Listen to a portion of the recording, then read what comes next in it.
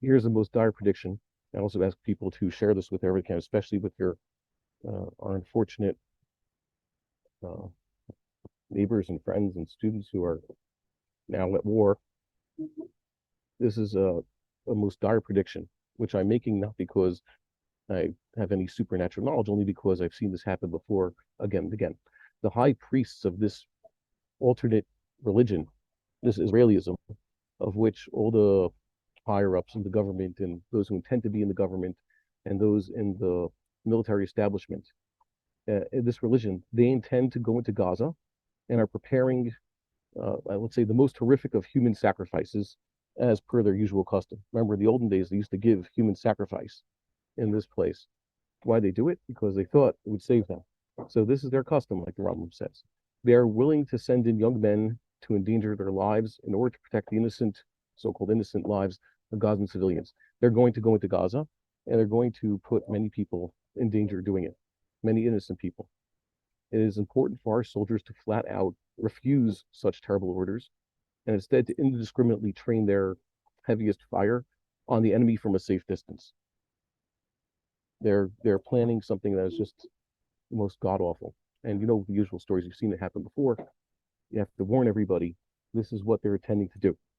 Dr. England can explain how this idea of human sacrifice in some form or another, even if they're not aware of what they're doing, is one of the primordial human tendencies. We're reading Parshas Bereshis this week. Understand how human primordial Yitzhak horror work. Man tries to, whatever it is, appease his strange gods that he's created, strange gods of fear. And that's what they're planning to do right now. They have to be stopped. I'm saying this now because, yes, we can pray, but we also have to know we're praying. We're praying to the God of Israel, and the God of Israel has given us the capacity to fight our enemies. He has given us tools in which to destroy them from afar and save ourselves. And right now, the wrong people are in charge. Should they bomb it, even though the Jewish hostages or Gaza will be killed? No, well, they're supposed to say, return them or else. By the way, it's unfortunate. This is maybe we should prepare a share for this. Once you have a human shield, let's say on the airplane, captives, you have hostages, they're already considered gavla katila. You can't say, well, there are 5 innocent people or 500 innocent people on the airplane or on the train about to ram in to kill everybody else, so we have to do what we can, surrender in order to rescue the hostages. The hostages are already considered dead. Okay, they've already been killed if they're being used as human shields. That's the unfortunate Jewish aspect of this. Okay, it's the halachic term is gavra katilo, and yeah, that's something that is almost too horrific to think about. But yes, if it means completely destroying the enemy, then the Jewish people that they've taken captive uh, might also already be goners. That's a terrible thing, but shouldn't ask me. They could ask greater men who have already said this. But what they should also tell them is surrender the hostages, give them back, and perhaps we can make a deal. But they're not going to do such a thing. The problem is, and this is something that the enemy knows.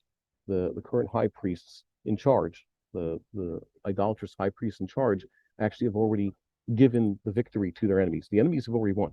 They came in with a certain goal, and they did it. They were given a lot more. They didn't expect to have so many hostages. You saw some was almost stupid. You could see in the British media, they took away grandmothers on golf carts.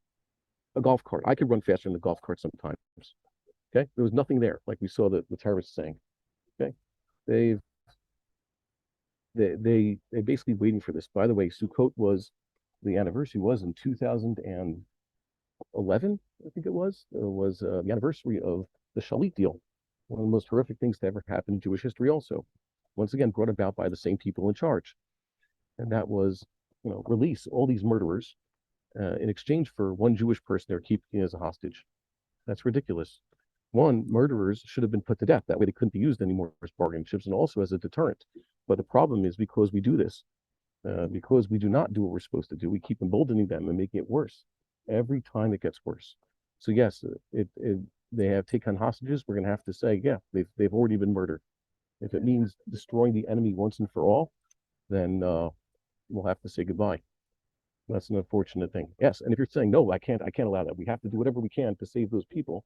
Then you're basically setting yourself up to lose more people. You say we're going to have to do whatever we can to save those who are being held hostage now. However, they may be. Don't forget, the enemy tries to inflate those numbers. Then we're just setting up that next time around it won't be. I don't know what's the number at now. So-called official number. Official number is really close to 1,000, if not more. So next time it'll be 10,000. Okay, just to know there's a price. I wish everybody that we could do teshuvah. Those in Chutz La'aretz, you're supposed to pray. Prayer works. Kol Yaakov. You have to trust in God, but also you have to know that He gave you a Torah, and He gave very clear instructions what to do in these situations. And before we can get past this, we have to take it upon ourselves to keep that which the Torah tells us to do. Stay safe. Be well. May we only see peace from here on in.